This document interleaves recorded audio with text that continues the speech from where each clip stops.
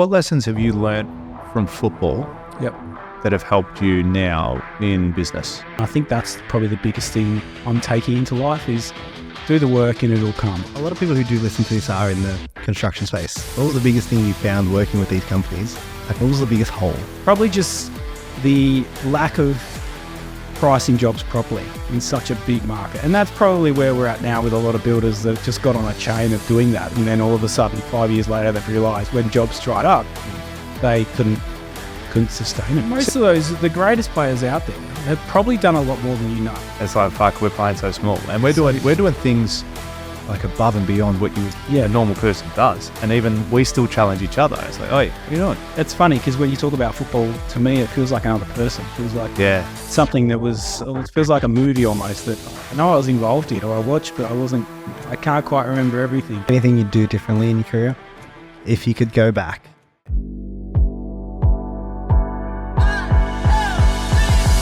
Welcome back, ladies and gentlemen. My name is Top George.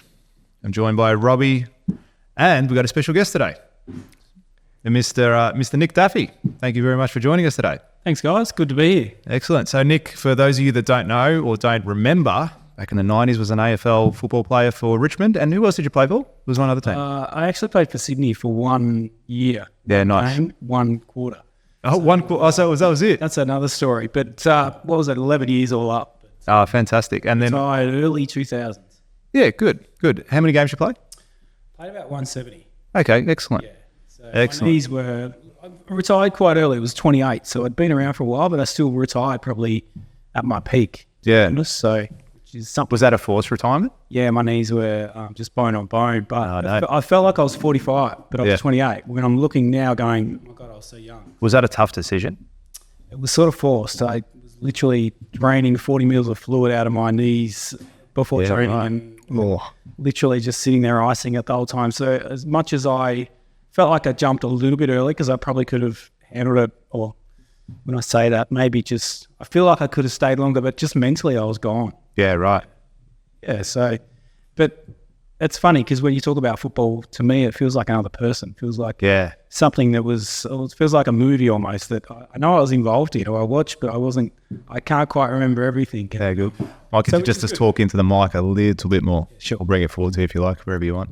Yep. Yeah, that's great. So post-football, did you have a career in mind once you made that choice to go, footy's done now, I'm going to be an entrepreneur? Yeah, well, I think I was already involved in a few hotels and pubs with a few groups, and I had a couple in South Melbourne. We had the Waterside Hotel in the city, which was quite a good one. We bought when it was underdeveloped, and had a good crew of guys who I played footy with, and outside of footy, and we did quite well there. And so I did that for probably around 10 years, which was sort of into my last few years of footy, and then went through, and we probably did over sort of 10 venues. It was for hospitality, we did quite well. We had a bad one at Docklands, which didn't go that well, which was all more about the area than anything. I think that's still the case these days now as well, isn't it? Your office is down there now. Yeah, our office is in Docklands. How are you finding it now? Oh, well, well, obviously it's great down there because you get a great view and a great office for literally nothing. Yeah. Literally, they pay you to go there. Yeah, right. But we had two bars there. We had the Lounge Hotel, which was the first one in Newquay, which was right near the Telstra Dome when it first opened. Yeah. So that was amazing. And that did really well. And then we had another one, which was the ING area, which was just a nightmare. So, but through that time, I was always in charge of probably finding or helping find, I guess, the development, and then the way that it would, I guess, help in, I guess, where the restaurant or the pub was going in a theme. And then I was lucky enough to sort of be involved in the building side of it with the architects, or really had no idea what I was doing. As far as we'd have builders just obviously pricing all sorts of stuff. And so it was really, I learned a lot on the ground using our own money and getting involved in our own stuff. Yeah, great. Then when was it, so you mentioned building, because you said you got actually, when we spoke the other day, you actually mentioned that you were, you got into helping builders as well. Yeah, so we sold out of most of those, and then in the end, I probably had about a year or two off doing nothing. Just I become a father, and the hospitality scene wasn't really where I wanted to be. So after about a year of mucking around, I needed to work out what I was going to do. And construction was something I knew quite well.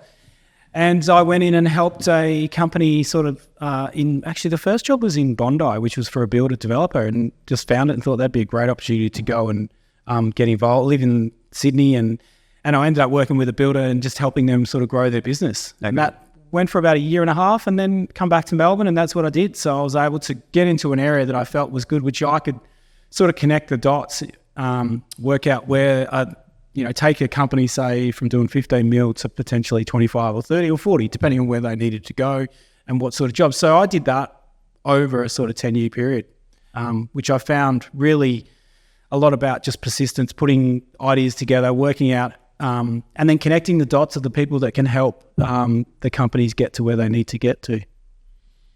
Yeah, very cool. Yeah, that's pretty cool.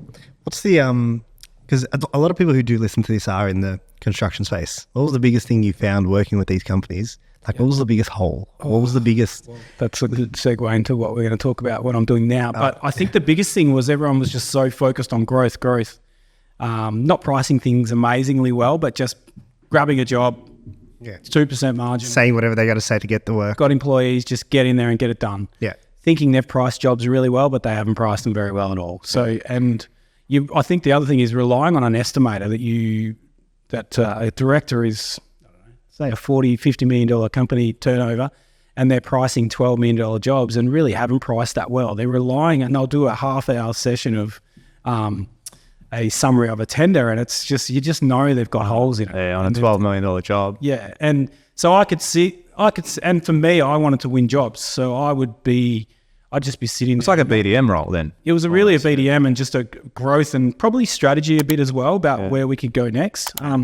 But I got lucky enough to be able to sort of get some building companies into Catholic schools, VSBA schools, and probably council work that they weren't involved in. So there was some great, and those sort of areas, if you get in there, you stay in there. Yeah. You really keep delivering. They pay well.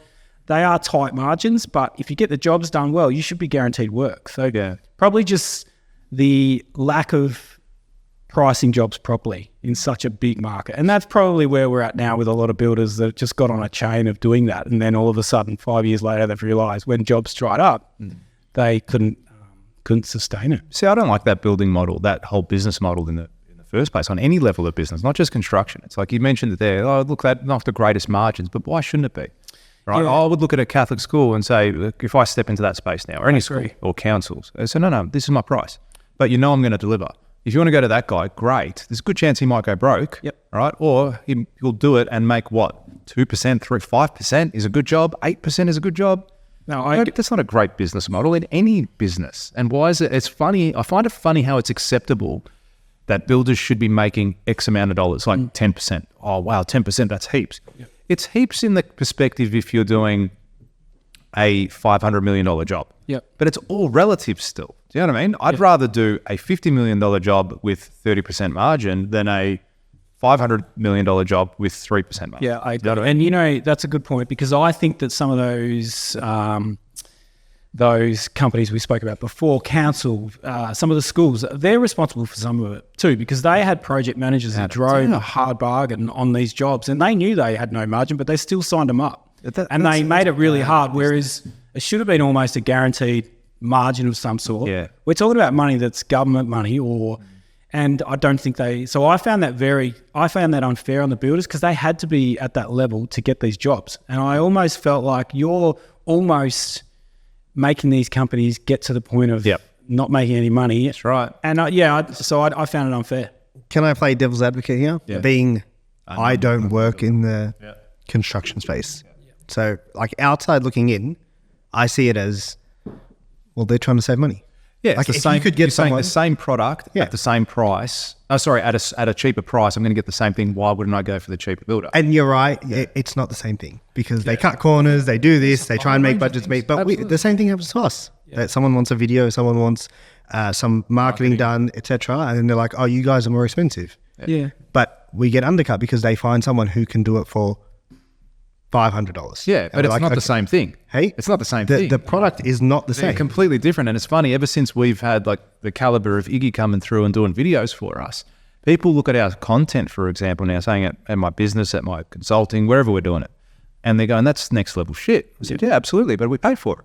Like, it's not, if you want different things, if you want to go to that next level, like the bar, I was listening to Hormozy the other day. Do you know Alex Hormozy? Have you heard of him before? Oh, I think I have. Yeah. He's an American entrepreneur, really good guy. You should listen up to him. He's got some cool shit. But he was saying these days the bar is set really low. Like, you don't have to do that much more to absolutely crush it in an industry. Yep. And that's what I'm finding now. I'm finding that because the bar is set low across the industry, my industry, but also just business in general, you do 10, 20% more than everyone else, you're going to crush it. Yeah. Because they've all still got that mindset, oh, I'm not going to win this job unless I do it at 2%. Yep.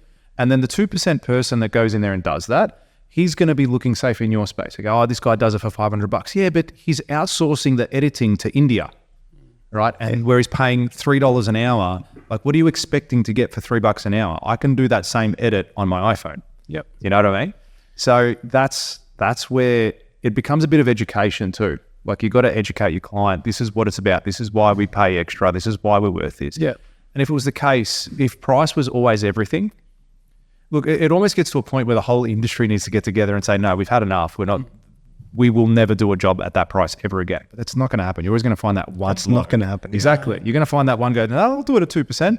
Fuck, mate. Yeah. Right. It's desperation. So hard. It's desperation though, right? That's right. You're like, 2% on something is better than 0% of, or 100% another. I worked at a company once where they went in on no margin.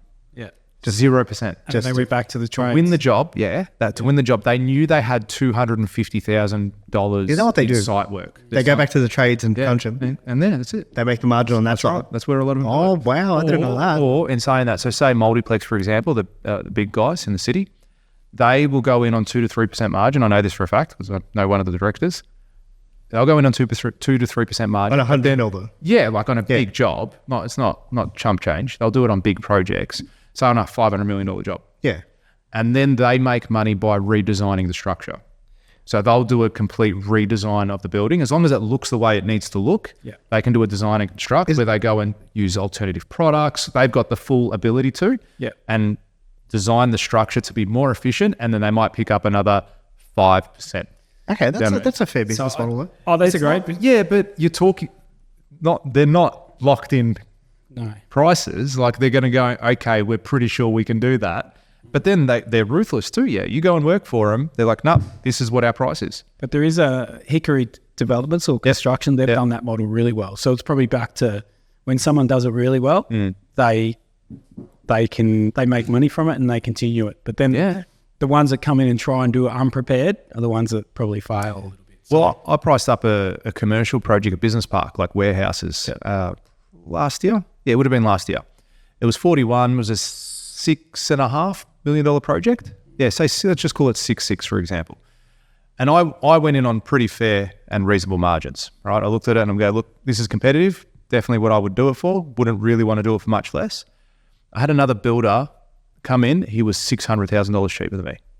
And so at that price, he's saying he can still make money and be 600 cheaper than me. So it's like 10%. Yeah, at least. Almost. Yeah. At least. So let's just say that's my margin for the project, right? I've got 600 grand on the job. So he's saying he can build it at cost and still make money. Now, the reason they can is touched on what you said. A lot of those builders in that space, a lot of them own their own plant yard, like their own precast yard. They own their own steel yard. So they get a lot of the core material to build that thing for next to nothing. Well, not for next to nothing, but significantly cheaper. They get it reduced rate, significantly cheaper. And they put it this way, on the other side as well. I would buy it from them to build. You know what I mean? So it's like, that's where the disadvantage is in that space. And some of them do have that where they go, yeah, well, we can deliver it at this price because we can do that. They sort of make money on the manufacture of it. Well, they do. They make money in the manufacture, but then they also make money when they erect the thing on site too. And then they probably look at it and go, cool, that business is making 3%. This one's making 3%. Together we're making 6%. We're happy with that. And that's sometimes how they look at it. So yeah, it's an interesting area, isn't it, really? I mean, and it goes back to, like you said earlier, who puts in the most work and who does the extra will make the money out of that 3%. But the ones who jump in and try and get on the gravy train and don't get prepared and then don't price well, they just fail, basically. So yeah, it almost sounds like you've been in business ever since you've got out of football. Yeah, I have. I've been, I had to, obviously, but I guess I still sometimes sit there and go, well, what am I going to do when I grow up?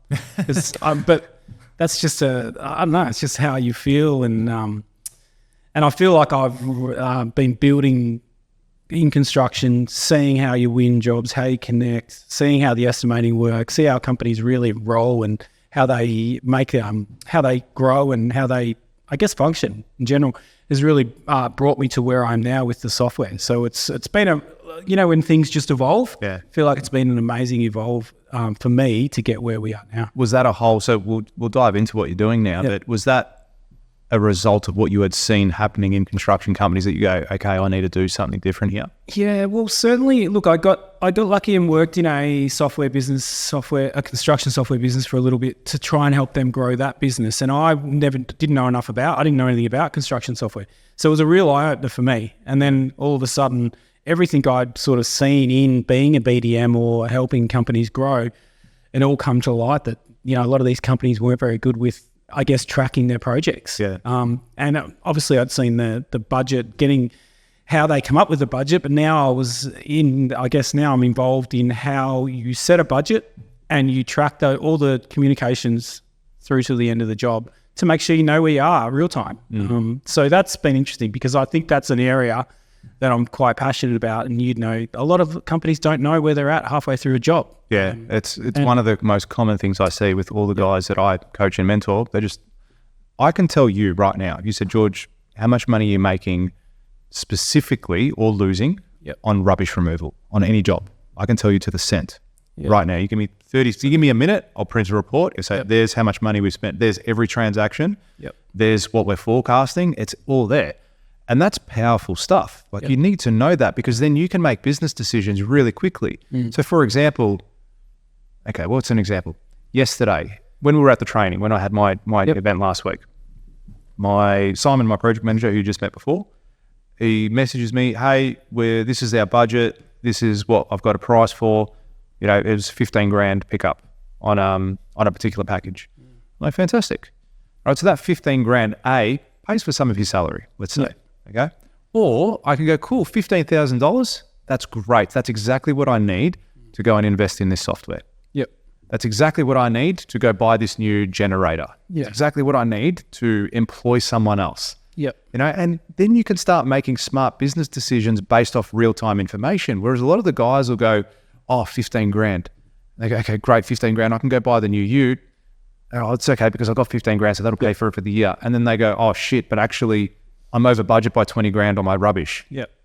And then, and they don't know that information, so they can't make proper real-time decisions, which is so critically important to their business. I like to, obviously the day we had with you, Saturday, was talking about, it would take them 5 years if they didn't have someone to mentor them, I believe, in growing their business and going through mistakes. So I felt like, that was a really good point in saying, it can take you 5 years and lose 200,000 and do this and potentially get there, or you get on top of it and have someone who can checklist all the areas early. I think that's a great way of looking at it because I had no doubt that would help, especially in just every part of the business from pricing to clients to safety, everything. So So what we haven't actually mentioned, what's your company called? It's called Stick Construction Software. It's a project financial software that we've been developing for about 5 years, and it's been on the market for about a year and a half. And we're really excited by it. I've got two business partners. One's the programmer, one's looks after all the commercial and worked in electrical company and a construction company as CA and project manager. So we've got a really good mix at the moment. And that's Stick, S-T-Y-C-K? S-T-Y-C-K. It's one of those ones we got all our initials and put it together for a name. Oh, nice. Eventually, it looks okay, but we do get a bit of stike and stick. See what I did there? So it's pretty exciting at the moment. In a time when I guess it looks like it's not a great time for construction, we're well priced, we're easy to use. And I got some quantity software. Yeah, it is. And it's not complicated. You don't need a degree. One person can use it, or we've got companies that got 15 people using it. So we're really flexible. And we're finding we're getting a lot of people in the middle of the night inquiring about software. So obviously people are probably up to their necks in construction and worried about where their dollars are and are typing in or seeing us on Facebook or Instagram and going, I need to get on top of my projects, finances. And that's what we do well. So, and we play in between the Xero, the MYOB and really just on site. So there's not a lot of companies in between that can, and we integrate with a lot of different stuff. So yeah, it's really exciting. Yeah. So I think that's a misconception with a lot of builders too. It's like, oh, my finance stuff is zero. Yep. That's MyOp. Like, what do you use for to manage all your finances? Oh, MyOp. Like, no, you don't. So you find that as well. Yeah, I do. I find it doesn't that work at all. Like, that's the worst thing to use. It works well for other businesses. Like, if you got your media business, you use Xero. I use Xero in my consulting business. I would never use Xero or MyOb or any other accounting software other than the one I've got that's construction specific. That's the biggest thing I tell people. Like, I don't care what you use. Just use something that's specific to your industry that helps you. Like, if there was a better software for marketing and branding, I dare say you'd probably use it. Do you know what I mean? Something that does everything that you need it to do. And that's it. And at the moment, we're finding a lot of people are out there wanting everything in software. And I'm just like, oh no, you don't have everything. You don't have estimating. You don't have finances. You don't have safety all in one at this point. If someone's saying they do, they've got holes in it. Yeah, I agree. And we're getting a lot. So, and we're sitting in a nice little area. We can work with anyone. We can integrate with anyone. And we can also be a good starting point to really, starting point for a company to start getting organized with the document management, and then flow into your projects, watching your actuals versus budget, communication, contracts to subcontractors, and then just daily use of all the communication with finances. So and then we'll integrate with BuildPass, which is an amazing company doing a lot of safety and doing a really good job in the safety area. And so we've got some good companies we're learning to work with, and we'll probably get Matt on the show one day as well. I think he'd be a good guest. Matt would be fantastic. Matt Perrott BuildPass is amazing for us. He's probably a year or two ahead of us in their development, but he's been really good for us, just being a sounding board and just a very smart guy. And they're the ones at the moment really getting in the market and getting the job done. And we're happy to say we're working really well with them, which is going to be great for us. Yeah, it's good. It's a collaborative approach when you integrate with other businesses like that too. So I think and even with what we're doing too. Yeah. It's good that you integrate with the right people. I think that's important. And it is something that we need to do now, is just try and find the right people I guess in a time like now, it's probably the best time to work with the right people and help each other, I guess, rather than just being out there by yourself. So it's exciting. Yeah, collaboration is definitely the way to go. Like in the sense of, because you try and do everything yourself. Yeah. You try and create, like you said, that software that does everything for everyone. Yeah. Not only do you have holes in it, it becomes overcomplicated. Yeah, it becomes hard to use. Yeah, to a degree. Exactly. I get really offended at the moment talking about software, because you've got Procore's American, Buildertrend's Canadian, and they've got and they're great softwares, and they've got such a big market of Australia. And for us, we get a lot of people coming to us looking for more. So for us at the moment, we're really trying to find what companies are we going to work with to provide that full solution. And we've got an estimating company called Dindo, which is a really good company, and we're integrating with that. We'll integrate with BuildPass, and then all of a sudden we'll literally have the full flow of construction, and we feel like that'll almost have that all-in-one system. And we've gone and handpicked the best three to make the one. So I think that's a good way. And then we've all centralized and probably mastered our own little areas. So like you do that. You do this the best, better than anyone else. So we're trying to put that three best together, if you know what I mean. So which is really exciting. So whether it works, I mean, I think it will. So we're definitely on the right track with that. Yeah, nice. And I think we were chatting off air as well, and we were talking about how with software, it's such a long game, right? Like you don't see results for years, but then you can go from having nothing for 3, 4, 5 years to all of a sudden you skyrocket through the roof, right? Because a lot of the initial investment is at the start. You're spending time developing software, getting things right, creating it. How long did it take you before you actually launched the product? Oh, it was good 3 years, really. Yeah, so that's like 3 years of work. And that persistence is something you needed, or you would have given up. So if someone doesn't have persistence in your area, you're going to give up. So how do you do that? How do you do 3 years of work without seeing, like, what is it? Because I'll speak for myself at the moment. In the position we're at in our business, I feel like I've been running on a treadmill. Yep. I feel like I've been doing the work over and over and over and over and over and over. And I feel like I'm in the same spot. Even though I know what I'm doing is growing towards something else, there's times where doubt creeps in, or you see someone else and you think, fuck, like, look what they're doing. Do you know what I mean? Like, I should just do that, or like, and the thoughts creep in. What do you say to yourself to make sure that you stay in line, or to keep yourself going and motivated at that point, right? You know, you're not going to see anything be years on end. It's a good point. Probably have to read the financial review and find out what some of these software companies are making are probably worth once they get it right. Also, just but I don't think that's not really the goal for us. It was, we started something, we knew there was a gap in the market, so we just went for it. Now, when always the three of you, and when we first started, we were going to try and be everything, but then we realized no, we can't be everything. Everyone's tried that, and there's gaps. So we really had to hone down on the area we thought was missing in the area, and that's what we've done, which is really the project financials, communication with that, claims, tracking retentions.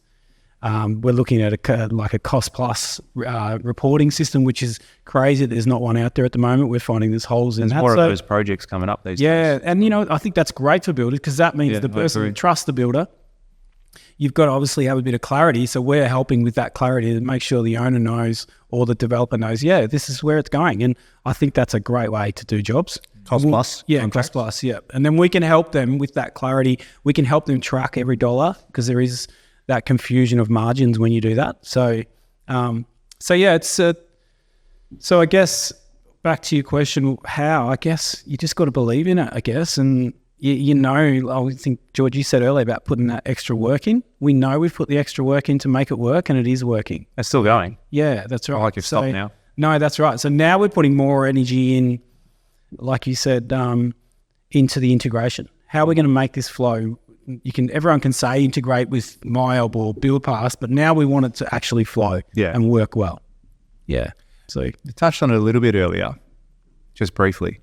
Mentors. Have you ever had mentors, be it through your footy career, outside of football, in business? Have you ever gone to someone or reached out with someone to help you or give you advice along your journey? Yeah, I definitely have. It's something I lost track of a while ago. Like, I think when I went first into construction, I used the owners of the construction companies as mentors. Yeah. But realistically, I was on my own. I was just out there pushing. Football, definitely you would look at the best players in the clubs, which was something I jumped onto early. Wayne Campbell, Matthew Knights, Brendan Gale, who was my sort of guys who were a little bit older than me, who were good players. And I just watched their habits. And then from there, you met some amazing people in business. So you use them as mentors.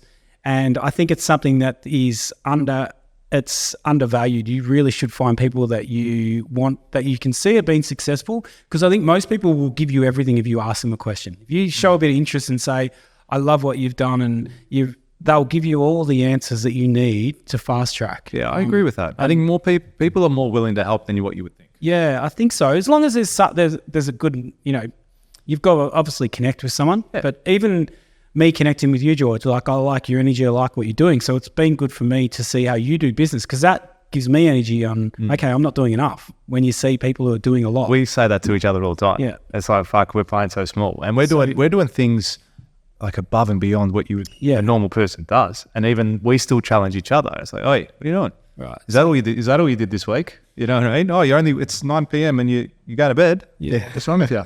So half the time I'm taking the piss. Yeah. And you know what? That's what football was for me. I remember playing forward line in for Richmond, and I think I won a goal kick, and then I think it was time to go into the midfield. And I remember sourcing out, Nathan Burke, but that was really to find out what Robert Harvey was doing at St Kilda, who was a gun, and Nathan Burke was a great player himself as well, just hard at it. And then I got hold of Shane Crawford and went and had a coffee with him and had a chat about what he was doing. While you were playing? Yep, while I was playing. So did you, and this is whilst he was playing too, though? He was playing, but I needed to know what they were doing. Was that often that players would do that? That you have connections outside of your club? I don't know, but it was something I did, which I look back to, and I think it was a really good thing, because I realised that I wasn't doing enough and they were doing more. I think one thing that I found out from Shane Crawford was he was riding his bike from Hawthorn to Waverley. And that was his routine to do it before training, and he was a freak athlete. I do recall stuff like he did stuff like that. I recall him doing stuff like that. I think it was, I can't remember, on the footy show or something. It would say that he used from to do Perth to Melbourne. Oh, he did all that. But from an athletic point of view, he would do a lot extra from everyone else, he was a killer. Yeah, he was a very good player. So a Brownlow medalist too. Yeah, and most of those, the greatest players out there, have probably done a lot more than you know. In a lot more than other people. So anyway, I found out Shane was doing that, and we ended up starting to train at Waverley for some pre-season. All of a sudden, I was riding my bike to Waverley. Usually, Richo would drive me back in his car with the bike after. So you would do pre-season with other players from other teams? No, we ended up doing a couple of pre-season sessions at Waverley after I spoke to Croft, and all of a sudden I was riding my bike from South Melbourne to Mount Waverley or to Waverley Park, and and then you find other things to do, whether it's boxing but it's definitely mentors and finding out what the best people are doing and how they do it is just so important. Otherwise, who's guiding you? How do you know where you're going with this? So driving blind, right? Yeah, and that's why probably a Matt Perrott for us at the moment is just really just watching how they do things, is really good for us, and we're referring each other at the moment. Work. What's his? I want to touch on footy a little bit, if that's okay. What's the one thing people don't know about playing? Like, I'm an avid AFL fan. Yep. Growing up, Carlton supporter. Carlton. I actually got a message from my cousin. He's like, "What are you doing later?" I'm like, "I'm actually meeting with Nick Daffy." He's like, "Oh, Nick Daffy, he's played for Richmond, number 7, blah, blah, blah." I swear to God. He's like, used to be my favourite player when I was a kid. Number 10, actually. Oh, there you go. He's wrong. He said 7. That's right. Close. He'll listen to this. What's the one thing about, I guess, playing sport at that level that people don't account? Like, we get it's hard and it's a lifestyle. And what's the one thing like people don't know? Do you know what I mean? Like, what do people not know about playing sport at that level? Or what was the one thing you didn't see? The glamorous side of things. I think one thing. Yeah. I think one thing comes off is that my son went down to Richmond this year. He's only 15, but he got invited down for 2 days, and it was amazing. It was like which I sort of said to him, this doesn't happen to every kid, every boy out there. I said, you're lucky because we've sort of got this father-son program at Richmond, which they're trying to get up and running. But they invited him down. He basically got 2 days fully to rock up at 7 o'clock in the morning and be an AFL footballer. So, and after the 2 days was over, he was just beaming and that excited. And I sat down and I said, "Oh, what's the best parts of this day?" And he goes, and he thought about it. And he goes, "Oh, I think the best thing was sitting down in the spa, or like they do colds and hot baths." And he was sitting with Taranto and Dusty, which would obviously I like to sit with Dusty. But he said to me, he sat in the spa with Dusty and Taranto, and I said, "Oh, what were you talking about?" I was like a fan myself. "What you talking about?" And he goes, "Oh, well, it's funny." Get his signature? The things that he said, he goes, "Oh, well, speaking about the omelettes and what we eat before we get on a plane, what the boys eat before they go interstate. Taranto loves an omelette and Dusty loves his Vegemite toast." I said, "Okay, what else?" He goes, "Oh, we just spoke about Dusty and his boots. He really wasn't sure what boots to wear."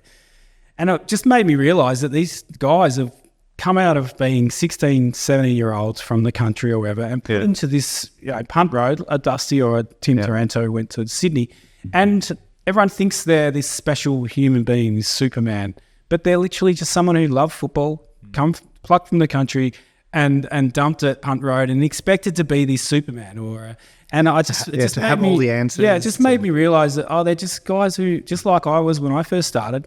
We're just footballers and we got lucky and we're in there, but we don't know everything. We're not great at everything, and we just want to talk about what omelettes we're eating and what toast and what boots, and that's it. So what colour boots did you wear? And me. Yeah. Well, I was one of the first ones who brought in a little bit of colour. I was going to say, because Adidas Predators coming out, and I remember having a little bit of the smallest amount of red.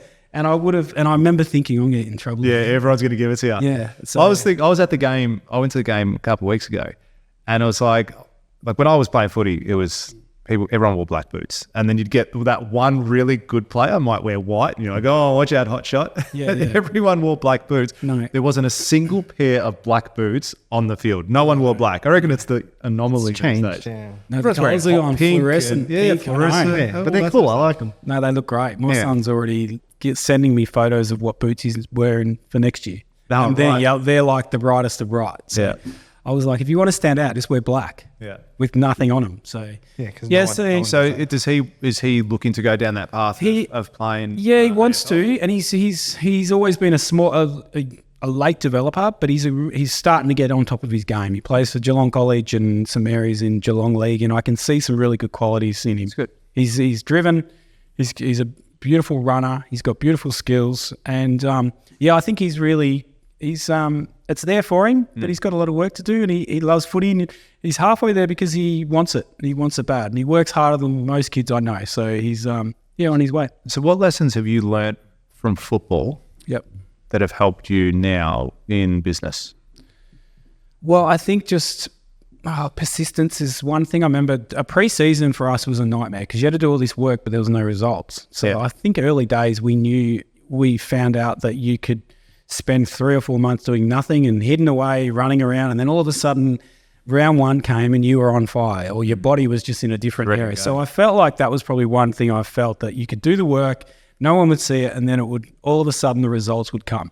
So I feel like that's a great habit to that I've found and that I've taken to life. My daughter's an interesting one too. She's an amazing calisthenics dancer and great at school, and she has already learnt that as well. At the time she puts work in, she's getting results, and you can just see she's just feeding off that every day. And both my son and daughter, and I've got a smaller daughter, but the 2 oldest are just, they're on track to know that. And I think that's probably the biggest thing I'm taking into life is do the work and it'll come. And one other thing is you've got to be positive. I'm allergic to negative. I think through footy, you just can't have negative energy. And anytime someone would bring in negative energy, it just didn't work. You could just, so anyone negative, and that's probably the other part that I could never get my head around, being negative. So hopefully I was positive through my footy career, but I reached some areas. I won a BNF and we won finals. So I felt like you could do things differently, but I felt like I got a lot out of myself and enjoyed the process. Yeah, excellent. Yeah. Anything you'd do differently in your career if you could go back? If there was a magic pill, we're asking you all the good questions, right? Yeah, well, no, one thing I would have liked to enjoy it a little bit more. Just like be present. It felt like a war to me. It just felt like it was just a... That's competition, like the nature of competition, right? Yeah, but like, this is the enemy. Yeah, and I don't think these days guys are doing it easier. I feel like they're doing it easier. Now, what do you mean? What do you reckon? Okay, sorry, you go first. I just feel like it's not hard to watch Hawthorn or Richmond in the last few years when they were winning premierships and guys smiling and getting it done really well. But the one thing they had that we didn't have, and especially Richmond, was probably a really good... the clubs, they've got some really good people behind them. So that probably gives them more confidence, whereas we had 4 or 5 coaches through an 11-year period. So maybe that was probably one thing that we weren't able to get, that sustained, constant confidence that everything was on track. And we were always seemingly having to reinvent ourselves with a new coach or a new year. So, but that's probably the one thing I would have liked to just look like I was enjoying it more. Now, we enjoyed ourselves off the field. We had a ball. But while football was on, it was serious. I felt like it would have been nice to have a bit more fun.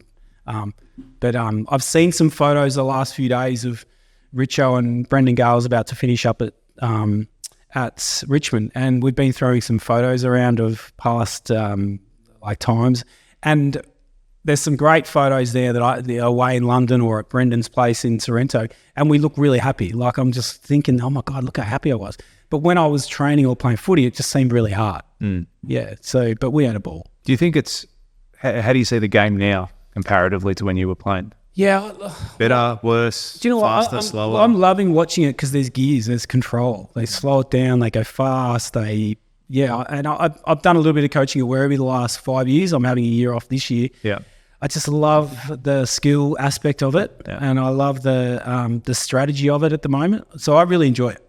I'm loving looking at Hawthorn, how they're opening a field up. So for me personally, it's a bit like my business. I'm looking for ways of how different everyone's doing it, how the leaders are actually doing it. That's right. But I really enjoy it at the moment. It's hard, it's tough. I'm talking about that the other day. It's like you're seeing some people do some stuff, and you're like, I'm better than them, but they're killing it at the moment. What's the gap there? Like, what's the difference? Where are the winners? And then you look at the guys that are absolutely killing it. Like, well, what's the gap? What's the difference? What needs to change? What do you need to study? What do you need to surround yourself with? And I think that's important too in business and in life. You've always got to look, and it was great that you reached out to say your Crawfords and all those types of guys. And then even with in business now, reaching out to other people.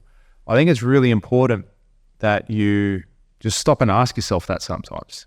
you know, and go, who do I need to connect with? Yeah, but even it could be a check-in with a business partner, or with a friend or colleague, with yourself. but with yourself. That's I think the biggest one. You know, I walked to work this morning, and it's about a 20-minute walk. It's not far, but I love it because it gives me time just to think about shit. You know, that 20 minutes in the morning is very powerful for me because I walk to work. I'm like, okay, cool. What can I do here? What can I do there? What if I did this? What if I did that? What if I call this person? What if I connect there? And those conversations, I think, are really powerful sometimes. Yeah, definitely. I think I'm very similar. I go to the gym and do a walk, run on the treadmill, which I've never been able to do, but I got two replacement knees about 2 years ago from footy. So I'm back on the treadmill, do my weights, and then I do a sauna. So I've got a really good habit. If I don't do that, I'm in all sorts. I feel like I can't concentrate.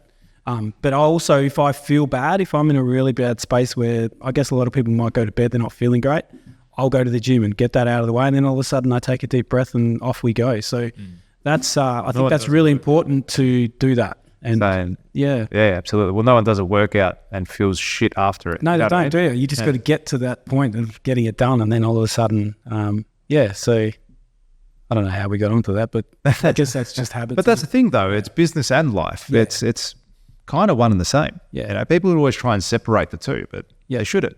They're a blended aspect of your life. You know? Definitely. So so there you go. So AFL, pubs, consulting, now construction software. Yep, construction software. What's next? That's it. Well, no, when I say that, I'll never, I'm working, this is our company, we're going forever here. So it's an amazing business where it's, one thing is we're bringing on, we're helping companies and they won't go anywhere unless someone maybe collapses in a few years, whatever. But this is recurring income. We're building we're custom building for these clients as well.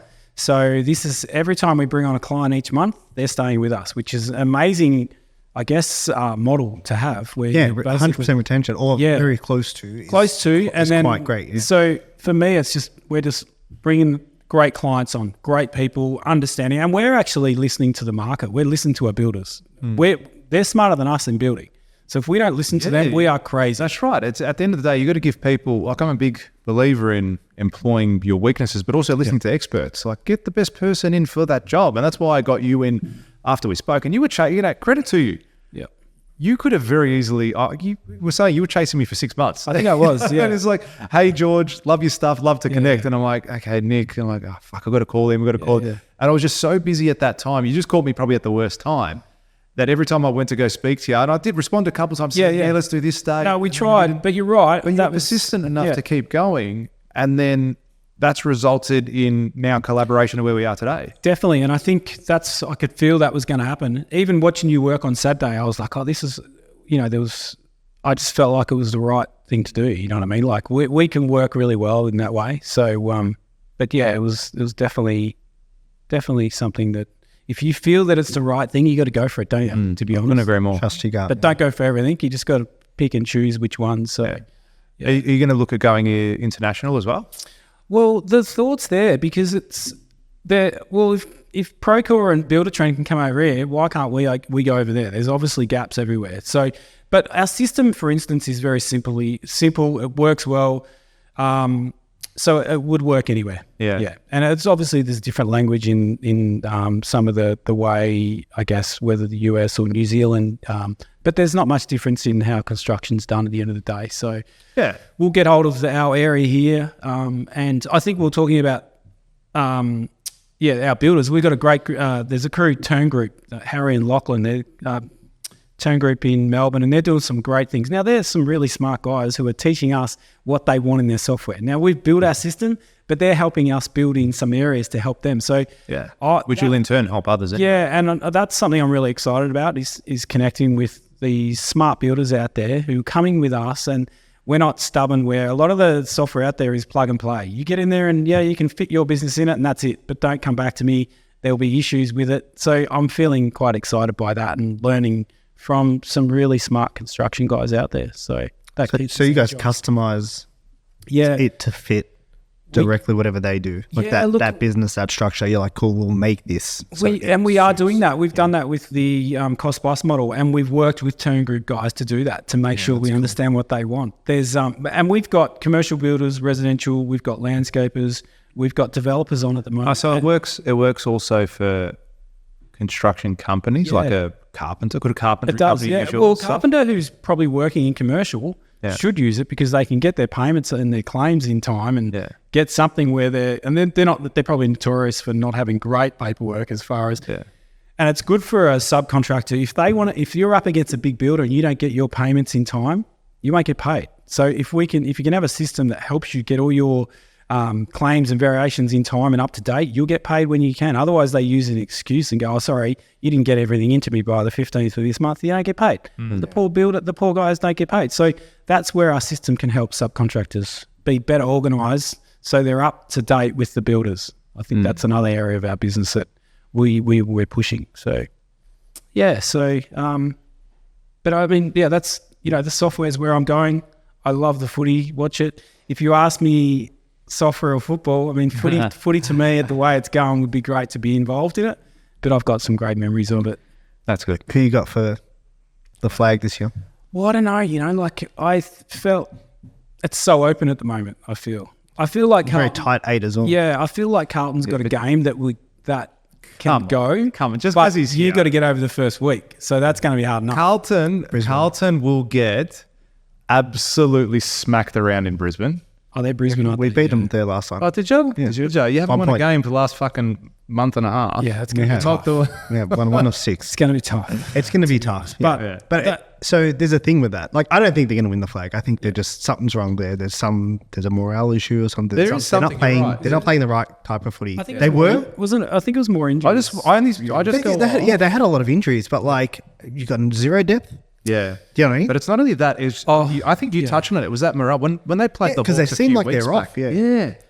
Like Hawthorn, I get it. Hawthorn's on at the moment. But still. But come on, we got slapped. That's right. Like that was almost embarrassing. It was like, it looked like they were playing an under-16s team. Yeah. Oh, when Carlton played Hawthorn. Right. But I think the one thing is, finals will be about who plays well together. I think Hawthorn are playing really well together. They're playing very well together. Brisbane, full credit to Hawthorn. When I see Brisbane and Big Joe Danaher try and do things his own and not be a team player, I feel like they fall down. It's the same as Carlton. If I see Charlie Cuno trying to have shots from 85 instead of looking for his team, I feel like those things are going to be big in the finals. Geelong are a smoky, but they got to get over Port tonight. So, and we don't know what Port's going to rock up tonight. It's the one that's going to be an A-grade bang. Game tonight. Yeah, I think it is. Yeah, That'll be a good game. And then Geelong will just hang in there and potentially just wear them down. So it's the second look. Finishing top 4 is a big advantage. You know what I mean? I think very few teams. I think one team's done it from the bottom 4, right? Doggies did it. Yeah. Doggies was it? Doggies did it. Who else? I think there was someone else. I think they were the first team to ever have done it. Not ever. Ever. Oh, I don't know. I'm pretty sure that's what they were saying. The first team to ever have not come in the top 4 and won the flag. Maybe I could be wrong. In 2016, was it? Surely that was something. That was 16, yeah. That was 16. Yeah, 2016, that was amazing. But maybe it's all open. But I think the home ground advantage of Port, Brisbane. Yeah, I agree. Sydney. They just won't. Yeah, Sydney as well. But I'm unsure about Sydney. I feel like slow a few of their runners down and they won't score. But they've only got about 4 or 5 mids who just kick 30 goals. So, yeah, there's a few to slow down. Yeah, exactly. But it's pretty exciting final series. Yeah, and I think what the AFL have done is it's exactly what they wanted, that equalisation, where it's 2 games. Like, I saw this thing that if Hawks won, if they beat Port and GWS, which they should have, they would have finished second. Yeah, well, Carlton went from being second more than halfway through the season to just making the 8. Yeah. But that's exactly what they want. They want those teams to be for the competition to be that close, but then also for someone out of the top 8 to be able to win it. But then also they want it to recycle. Like, look where Richmond is now. Yeah, that's right. Bottom of the ladder. 2 years ago, they were like, this team is never going to lose again. Yeah, I was looking at the ladder, and I think there's teams that have won 14 games and missed. Oh, this year? Is that right? Yeah. I think there's teams that have won 14 games. Wow. And then if you look back... That's incredible. Yeah, you go back 5 years ago, 10 years ago, there was teams that won 11 games and made the 8. Yeah, well, 8. Yeah. I remember it's like around that 10 mark. Yeah. You could make the 8 with that many wins. That's when we played. It was a 10 or 12 gets you in. And I remember playing that last game of the year to to make the finals, and we lost 2 of them, which was nightmares. You rock up knowing you're going to win, and you get beaten, and you go on it. What was it, Ninthman? I think we lost like 2, and the reason it was we lost 2 that were that last game of the year. Got to win, you get in, which was tough. Who's the best player you ever played with or against? That's a great question. Probably for Richmond, the superstar was Matthew Richardson. Just the way that he flew at marks and just the way he ran, and again, because it's funny when the guy was an animal at training. Like was he really? He was, and so it's not obvious. It's not hard to see why he was that player.